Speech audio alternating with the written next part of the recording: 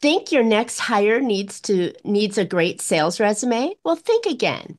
In this episode of Profit with a Plan, Walter Crosby of Helix Sales Development shares why most companies hire salespeople exactly wrong and what to do instead.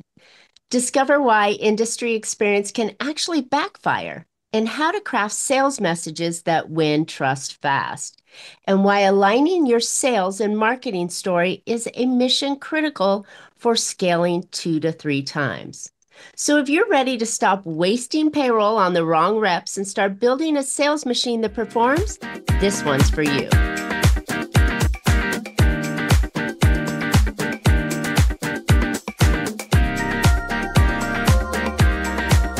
Hey, entrepreneurs, are you working too hard for too little profit? Well, welcome to Profit with a Plan podcast, where we help you scale smarter, increase profitability, and build a business worth more, whether you keep it or sell it. I'm Marcia Riner, business growth strategist and profit booster behind Infinite Profit. I've helped countless entrepreneurs to turn their businesses into highly profitable and sale-ready assets, so they enjoy more income now and a bigger payday later on. So join me for practical strategies, expert insights, and proven steps to make your business more profitable, more valuable, and built to last. Today's episode is sponsored by Infinite Profit, where we don't just talk profit, we deliver it. But before we dive in, I've got something new and special for you. What if your entire marketing system could run faster, smarter, and simpler starting today? The Profit Booster Marketing Hub is built for busy business owners who want to have better leads, smarter automations, and more sales without hiring a team or learning complicated tech. For a limited time, you can get a 30-day free trial of the full suite at profitbooster.biz. If you'll finally have one place to attract and convert more prospects, stay consistent with your social media and email marketing, automate your follow-up without sounding robotic, and book more appointments directly into your calendar. Why not stop duct taping everything together and start growing with confidence? So if you've been waiting for an easier way to market your business, this is it. Go claim your free 30-day trial right now at profitbooster.biz. All right, let's jump into today's episode. Our guest today is Walter Crosby, CEO of Helix Sales Development and the host of Sales and Cigars podcast. Walter helps growth-minded CEOs build high-performance sales teams with repeatable processes and reliable revenue forecasting. With decades of B2B sales experience and his no-fluff approach, Walter has created Helix sales hiring process, where 91% of his recommended hires land in the top half of their teams within just 1 year. He's here to challenge you on how you think about hiring, your messaging, and what it really takes to scale a sales organization that performs. Well, welcome, Walter, to Profit with a Plan. My mouth just doesn't want to work today. It's one of those days that I'm all tongue-tied, so hopefully you're going to carry the show. It happens to be a Monday. That's a normal thing. I appreciate you having me on and the opportunity. Absolutely. I love it. As a fellow podcaster, I know we both value each other and the insights that you can bring to our joint audiences. But let me ask you a question. You know, some people grew up with like sales in their blood. Was that you, or did you have any other aspirations before you got in the sales side? To be honest with you, uh, the bulk of salespeople fall backwards into sales. Wasn't wasn't their intent. I graduated from college, and I remember I was sitting at the Vanderbilt Club in New York, and an older gentleman was like, "What are you going to do?" And I'm like, "I have no idea. Like, I really don't know." And he's like, "Well, have you thought about sales?" And I'm like, "No."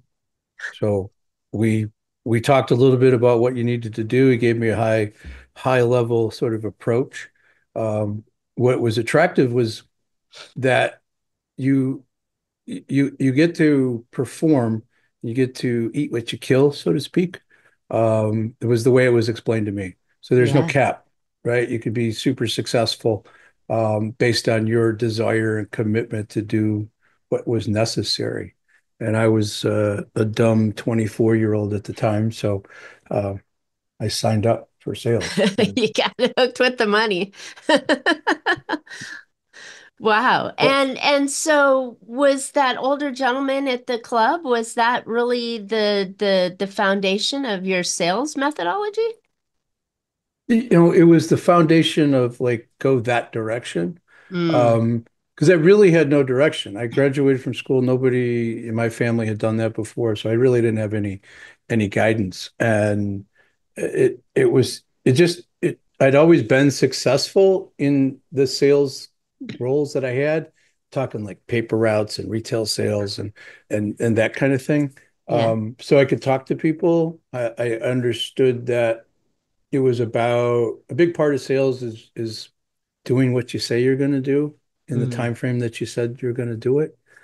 Um, so it just the idea intrigued me. Something just clicked, and it there's no great plan.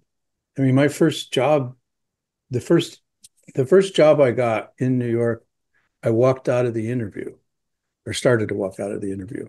So I had no plan. It was just things that were happening that were fortunate.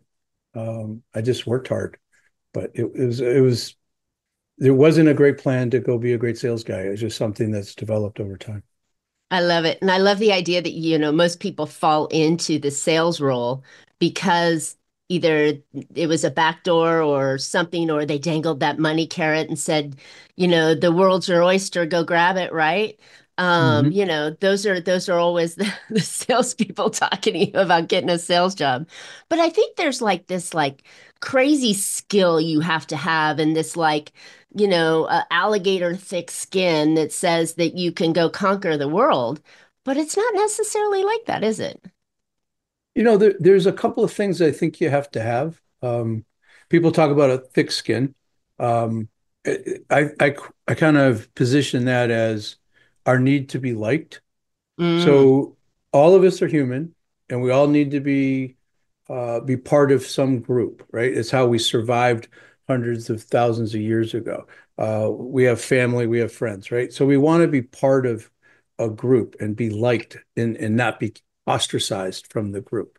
of course. But in sales, our need to be liked by our buyers, by our customers, by our prospects gets in our way of being successful. Oh, So if we need them to like us, if we need them to love us, we're going to have trouble asking the tough questions. We're going to have trouble asking some of the basic questions that you need to do as a salesperson. So I'm not saying we need to be likable. We need to be able to build rapport and eventually build trust. But mm, if I'm talking to you and I need you to like me, otherwise I'm going to fall apart as a person, then I'm going to have a hard time saying, do you have a budget that you've thought about to solve this big, huge problem that you were telling me about? Right. And because we got to go do the stuff that we are told not to do as a kid, right? Go talk to strangers, talk about money, ask tough questions, ask a lot of questions. I mean, as a kid, that was what we were told not to do. And then we yeah, grow shut up up and sit and down. yeah. And if we don't ask those kinds of questions as a salesperson, we're going to fail. Nice. So I love it. So your process sounds like it is very simple, right? And very natural. That if we just are curious and we want to solve a problem and we're comfortable kind of making the other person uncomfortable a little bit at times, then you're going to succeed with that, right? And not that weird uncomfortableness, like you've got them back in the corner of the wall and they're burying their teeth, but it's like that you've made them think about something and you've touched a couple of points that really trigger the emotions that are involved with making decisions. Absolutely. Um, we we want to be comfortable with them being uncomfortable, them Mm, being the prospect and the buyer. right. We want to be able to take them there. Um, we want them to think differently about their problem. And sometimes they don't even realize what their problem is. They Right. think the symptom is the problem when the problem is really over here that they've messed up this very beginning part. So Mm, it's a it's more of a methodology, and it's kind of simple. I mean, we have a sales process that we follow, but if we think about a methodology, that salesperson really needs to be curious. They need to be curious about why somebody's doing something, why they continue to do it, what's important, what they tried to fix this. That curiosity is going to be a really effective tool. Then we should be a little skeptical of of the silly answers we get from a buyer. We should be able to push back a little bit when they say something that doesn't jive with something else that they've said. So that mm. skepticism, right? You can't be a jerk about it, but we No. should be able to be skeptical. And I think the other two things are really actively listening to what somebody is saying, and addressing the question that they're asking, listening to the answer that you get, and making sure that there's a connection between what we think we heard and what they actually said, right? There's a big gap there usually. And Yeah. then when you get really good at sales, whatever the system is that you follow, you can't use it as a weapon. You really have to be empathetic to that buyer. If you don't care that they got a problem, if you don't care that it's costing them a lot of money, and you don't demonstrate that desire to, just really understand, right? It's like, yeah, we can solve your problem, right? That's a different issue. But really understanding and being empathetic of somebody's situation, you're going to bring them in, and that's where you start to build the trust. And if you just roll over it and try to close for the sake of closing, you're going to sound like that old style salesperson that everybody hates Oh, from you the mean what can 60s I and do to get 70s. you into this green card today, Mr. Smith? Yeah, those are the. So when you think of salespeople, that's what people think of: the plaid coat, the clip-on tie, the short sleeve shirt, right? And it pressed really hard because the third copy is yours. Like that, that's gone. We don't. Salespeople are the buyers are coming into the sales cycle much later than they were, even 10 Yeah. years ago, And and they're more. much more aware and knowledgeable of what they want. And I'm thinking to myself, when buyers today, they've trolled you, they've gone through, they've done all their research, most people, right? And they're coming in to make their final buying decision between you and somebody else or a third person. And so now they're just looking at, okay, what are the minor nuances that they want, right? I mean, because if you're talking to someone that hasn't done the research, it's going to be a longer sales cycle, a lot longer. Mhm. Well, but even when they think they know what they want, right? They might have it wrong. They might be off. Um, and we got to make sure that what they think is the problem is really the problem.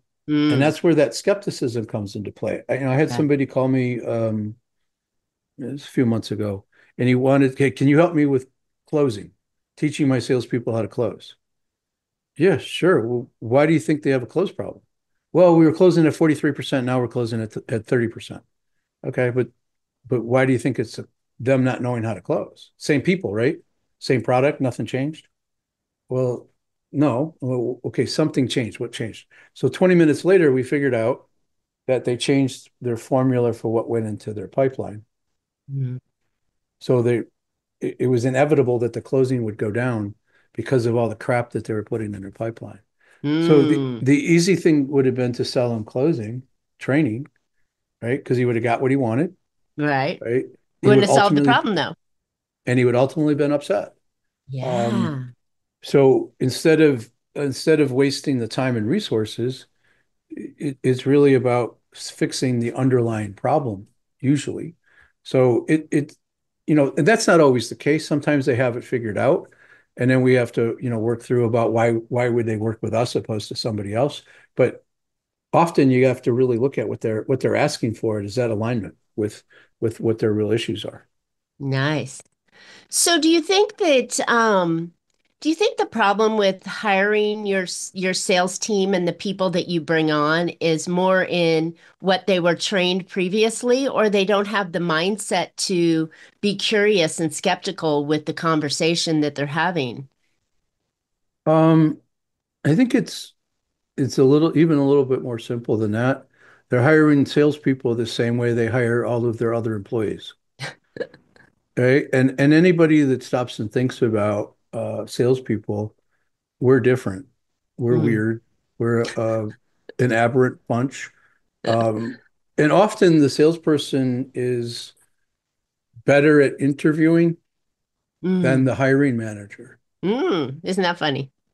And but we should be able to sell something that we're familiar with, right? Ourselves. So they can take that interview in a different direction. So I think fundamentally you have to switch your approach to hiring salespeople. And it's not 180 degrees, but it is different. And I can give you an Okay. example. Stop selling your company and the job to the salesperson before you decided that this is the right salesperson. Everybody's excited about our culture and everybody's excited about how much money you can make in the job. Let's figure out if we have a candidate that's qualified to do the job, right? Mm. So fundamentally, that's a big shift for people. So Yeah. how do we do that? Well, we take a couple of steps back and think about not what the accountabilities and responsibilities are of the role, but what do we need them to be good at? Skill What do sets. we Yeah. skill sets and mindsets? Um, and to what end, right? Because sometimes we have a sales job, which is a combination of business development, account management. Mm. Sometimes we have a pure business development job where you just go out and try to find new logos and new business. And account management is a different role. Like we're going More to have customer service. customer service, but we're going to have to sell within the one organization or 10 organizations, depending upon how big the accounts are. So we want to grab share of wallet as opposed to new business. So it's a slightly different approach and it's a slightly different skill set than going out prospecting for new stuff, doing cold work. So it's Got really it. getting that straight first. What is it we're looking for? And then if we know what we're looking for, then we can dial in the skill sets and the mindset that we need to be successful. So it's really going back and think about this person needs to be great at selling value. This person needs to be great at asking questions. This person needs to be great at going and opening up new accounts. And it's a different skill set. Are your podcast guest appearances leading to real business, or are you just hoping that listeners will take action? With the Profit Booster Podcast Monetization Hub, we turn your interviews into lead generating machines so that you capture, nurture, and convert listeners into paying clients. So stop leaving money on the table and get started today at profitboosterpod.com. So I I I see. love it. And I didn't think about going back to the interview process and really asking those kind of questions or looking at those kind of skill sets because you're right. When you look at a resume, they've built themselves up to be, all this great stuff, right? And oh, I've done this and I've done that and I look really great, right? But in reality, do they have the ability to do the tasks that you need them to do? Because I think that that's you know again in that liking story that we talked about earlier, oh, I may like you, Walter, and I want to have you on my team because I'm really excited about it, but you may not have that skill set I'm looking for, or you may not be able to handle the emotional rejection of going out cold calling all the time and getting brand new accounts rather than where I would feel more comfortable and my safety spot would be working existing accounts and deepening that relationship. So we have two different skill sets that we would thrive better in. Well, you're setting that person up for failure Yeah. is a way to look at it. You're going to waste a ton of your time and resources as an entrepreneur hiring people that aren't a good fit. Ah, So makes total if we sense. if we flip that and really think about what needs to be good, what they need to be good at, it will it will change that perspective. And the other thing that you mentioned earlier that's really important is, you got to have experience. Our business is unique. We do this something that nobody else does. They have to have Sure. worked in our industry before. And it's just like a resume. That's crap. It's not true. You need somebody that is really good at sales. You need somebody that's really good at talking to the buyer. So Mm. what I mean by that is, if you're selling a product that a safety manager in a manufacturing facility would buy, right? So you know who your buyer is, and you can dial that in very specific. Who else calls on them? And they might be selling something completely different. But if they're calling on that buyer, they know what that buyer cares about. They know what that buyer, the language that they use. They understand how to navigate that organization and get to that particular buyer. So it's less about your product. It's more about, can this new salesperson, can this candidate talk to our buyer? Can they relate to them? And Mm. maybe they have, I'll date myself here, maybe they have a Rolodex What's of that? people that are already in that space. So it's less about knowing your product. I mean, there's exceptions, right? If Sure. somebody's a rocket scientist and they But got to that can be be able to, learned. That's a skill set that can be learned about my product and my features and benefits and the solutions that I provide. But that other skill set that you said, navigating how to get into that place, that's something that, takes a lot longer to learn. if you don't have to teach that, and all you have to do is teach them what questions to ask that buyer to get them to understand your product is a better fit, right? Features and benefits, last thing we should teach somebody, right? What are the questions that buyer needs to be asked to help them see that we have a better mousetrap? Mm. So it's navigating that buyer. And usually those two things help somebody understand, wow, we don't do that, and it sounds like it might help us get better candidates, right? There's other things in terms of our process, but those two fundamental things, if if anybody that's listening to that, if you just go out and challenge your current system of hiring and add those two components, you will elevate the candidates that you bring on, just through that exercise of those two things. And every resume from a sales perspective has crap in it. There's BS. a little BS. There's a lot of Um, BS. I'm being kind. I Yeah, mean, yeah, I've no. So that's actually really interesting because when you think about it, it's like you want somebody that's, charismatic and you're thinking that they're going to have all these connections and they're going to know people and know how to schmooze and but that's not necessarily what you want from somebody. You want that caring individual that's going to be empathetic, that's going to be able to be curious and ask those questions and find ways to solve their problems. And then, like you said, the last thing is the features and benefits and the price point, because that really shouldn't matter at all because we're not offering something that's so, unusual that it's not, that somebody else hasn't, you don't have a competitor, right? You're right there. But yeah, it's really interesting how we look at that differently. And then it's no longer about your brand messaging and all those crazy things that we want to say. It's about the connection that you can make. yeah.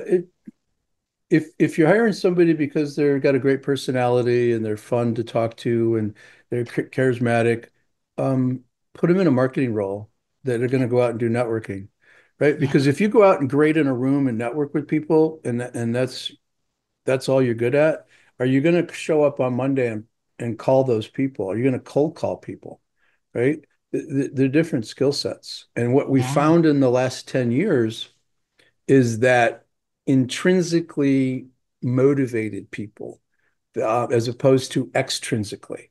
So extrinsically are motivated by money and things. Intrinsically are motivated by wanting to be part of something bigger than them, wanting to do good works, wanting to learn and grow as a professional. So, and those people are typically a little more shy. Mm-hmm. So, uh, two of the best salespeople I know, And I consider myself in this idea that they're really shy. We'd rather not be on stage. We'd rather not be in a room full of people. It's just we have to go out and do a job and a role. So we turn it on and we can do, we can be energetic, we can be excited, and we could be happy to have this conversation, right? But when in reality, we'd rather be back home, reading a book or doing something on a computer, right? That's there's a difference there. But somebody has to be able to turn that role on and fill this. So we look at you're a salesperson as one role in your life. You could be a son, you could be a daughter, you could be an aunt, you could be an uncle, you could be great on the barbecue, you could be a wonderful brother. But we're talking about one role in your life, and that's in sales. So what are they going to perform in that one role, right? We Mm, don't want them to be a criminal. We want them to have ethics and integrity. We want them to fit into our culture.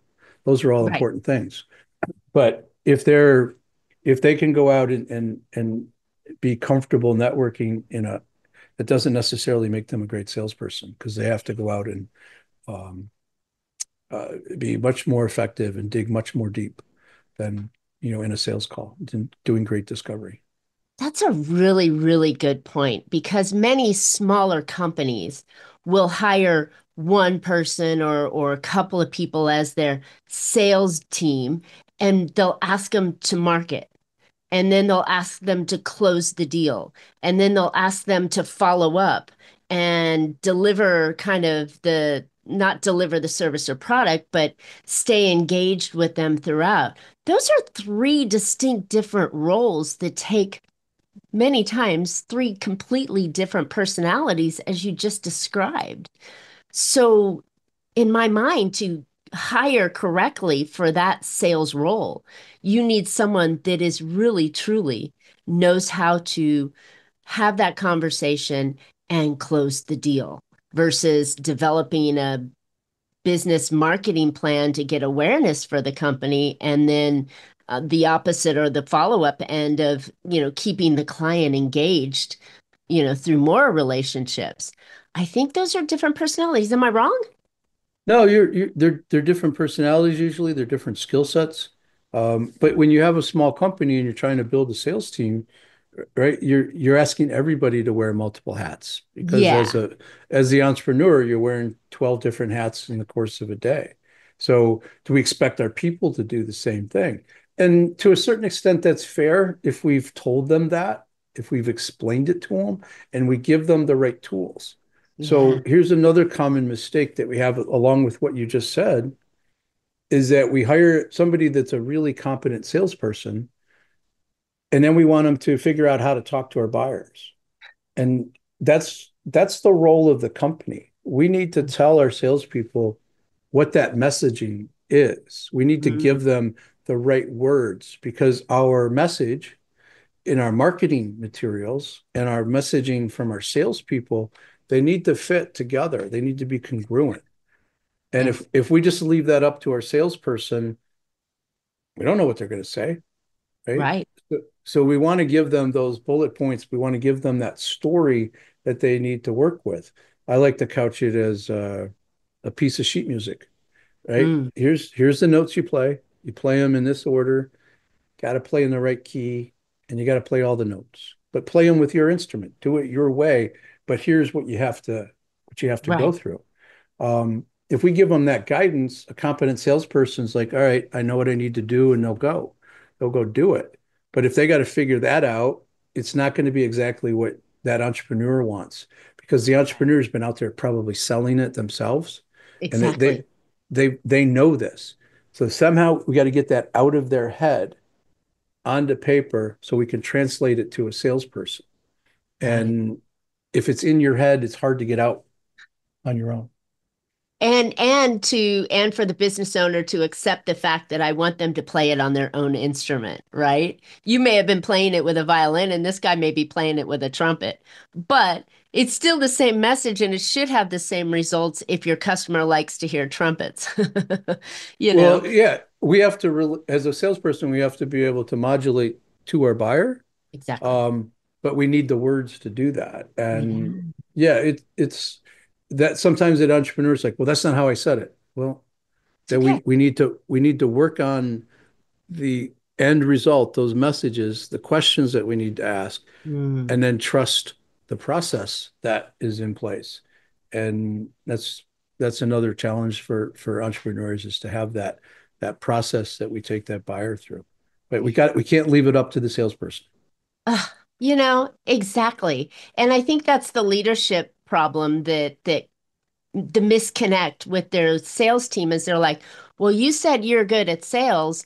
I need you to close this number each month for this dollar amount. Why aren't you doing it? Right? They don't have the tools. You didn't give them the information that you needed to be able to make that work out, which is interesting because, like you said, it's all stuck up here. And it's just natural for me to, go out and talk to people about my product that I created. And now I'm asking a person over here that's never had that product to go out and act like me. Not a It's not a it's very not a very good path for success in my mind.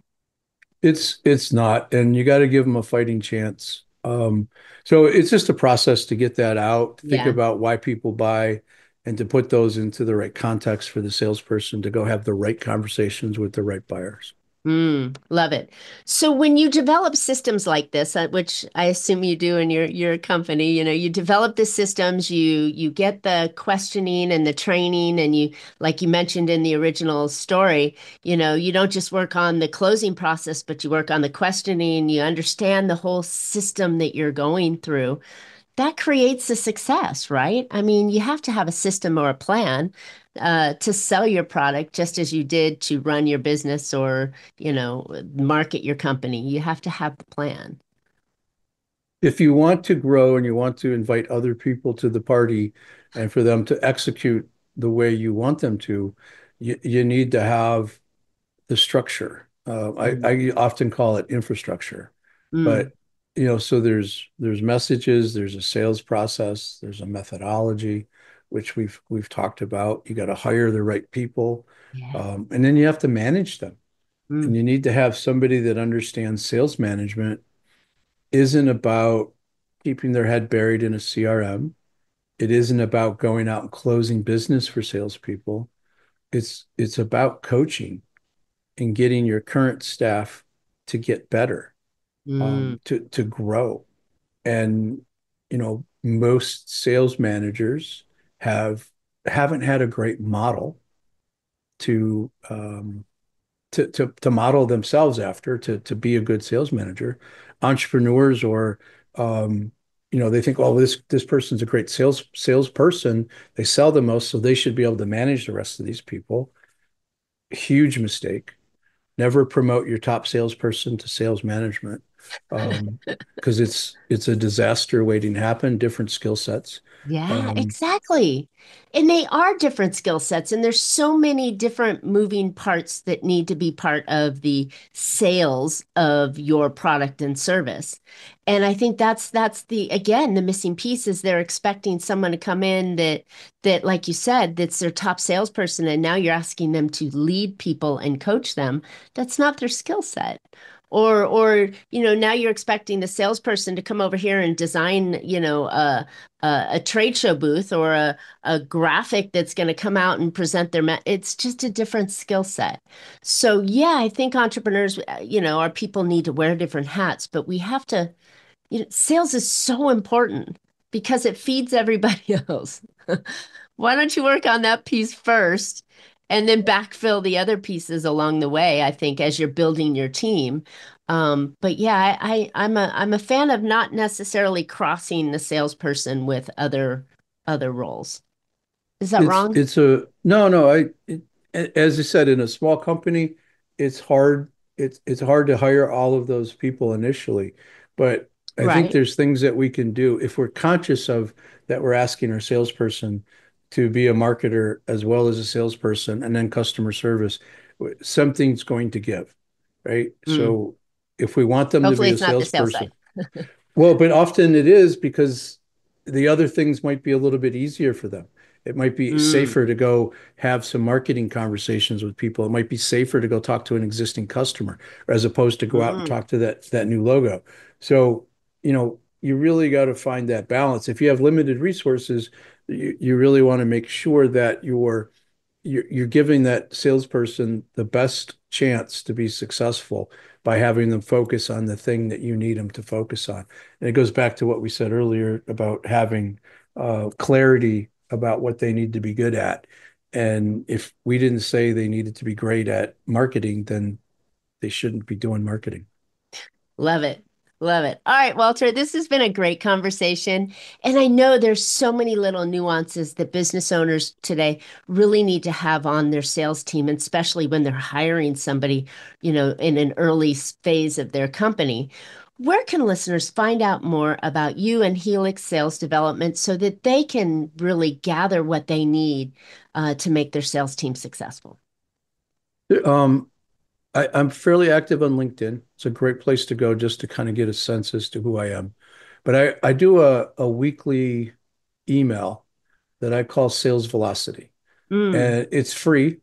And the topic is here's something that I screwed up, a mistake that I made over my 40 years. Don't do this, love it. right? So there's an explanation of like what I thought and then what I did and then the outcome and then here's what you should do. So it's a really easy way of reading. It takes you like 3 minutes to read something, and the goal is to get you to think differently about a problem. I don't do pitching in there. It's really just like here's some help. And if you want to engage with me, this is the best way to Excellent. Where can they reach find that? out. They can find that at my website, and it's just called Join Sales Velocity. Okay, It's awesome. also on LinkedIn. They can click on that, and but it's right off the website helixsalesdevelopment.com. Love it. Perfect. Perfect. Thank you. Wow. Yeah, I'm definitely going to grab that too because, as an entrepreneur and a marketer and the salesperson, I mean, it's like there's a lot to have. So to have that skill set and those little, what did you think? Or, have you thought about it this way? Will always help because if we're a constant learner, then this is going to be the way that we can get things rolling. So awesome. All right, thanks for tuning in today. I hope you picked up some valuable insight and actionable ideas that will help you make your business more profitable. And profitability starts with sales, so why not learn to be a better salesperson and hire a better sales team?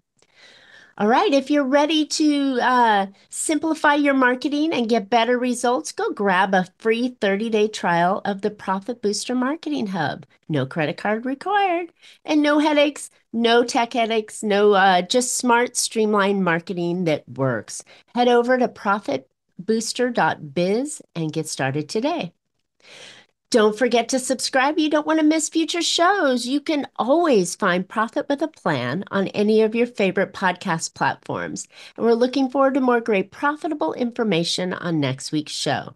So until then, make your plans and profit with them. Thanks so much, Walter. This was great. Appreciate it. Thank you.